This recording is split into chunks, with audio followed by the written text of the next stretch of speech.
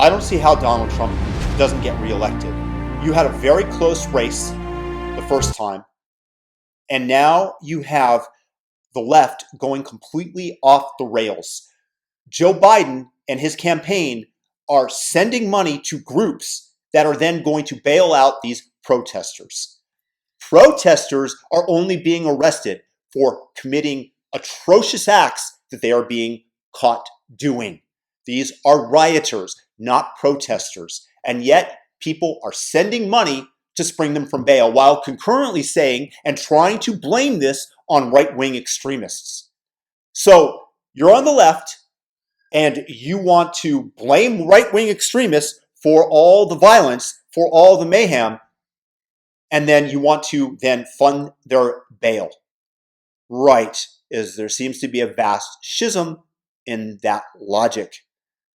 The left is losing support by the day. My stance on the Second Amendment has shifted dramatically right into the deep red zone, from slightly blue to the deep red, because I feel that I have to be able to protect my family when the government and the mayor of Minneapolis tells the police to stand down and lets the police station get looted.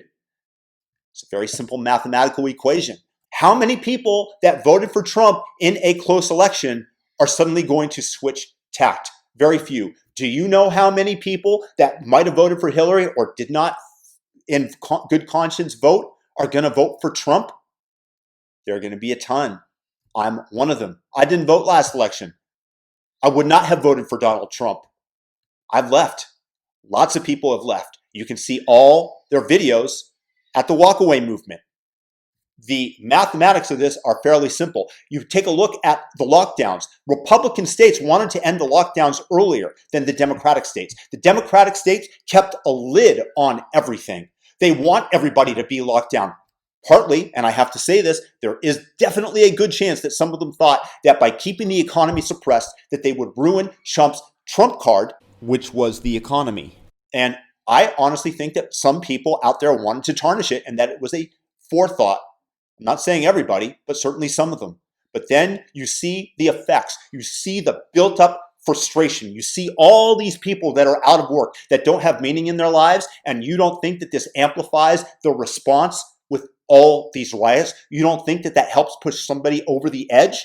These are the unintended consequences. And what did we do this for? For the initial 15 days, everybody's down. Let's learn more. Let's flatten the curve. Then the curve got flattened and they kept extending. They kept extending. They kept extending. People are fed up. People are absolutely fed up. And who's doing it? Who is doing it? The Democratic side, the blue side. That is going to be an association that's created for the voter.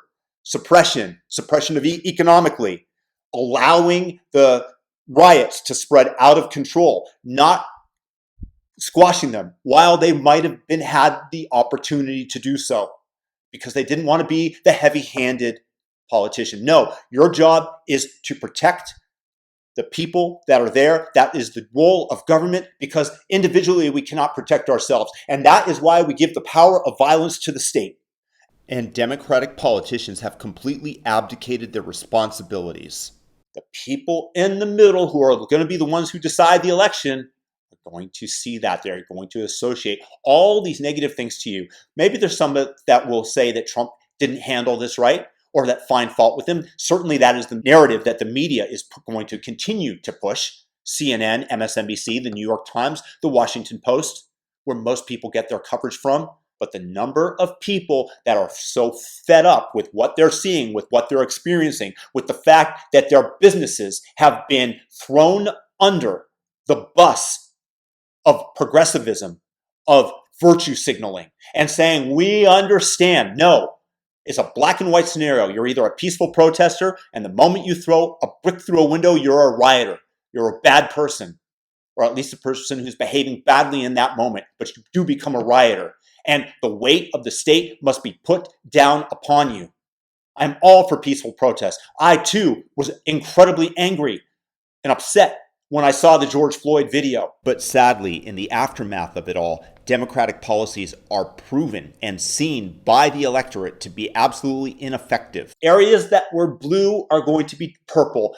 Purple is going to become red. this election cycle, barring something catastrophic, is over.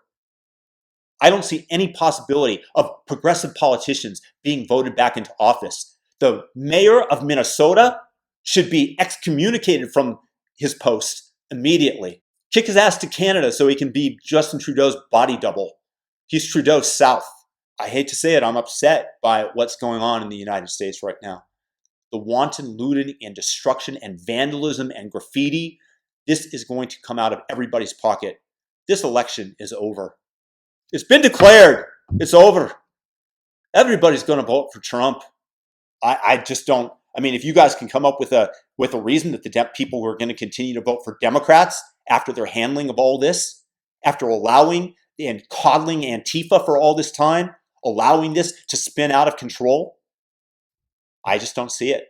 Maybe you guys can come up with something. If you have a thought, comment below. But for me, this is a foregone conclusion at this point.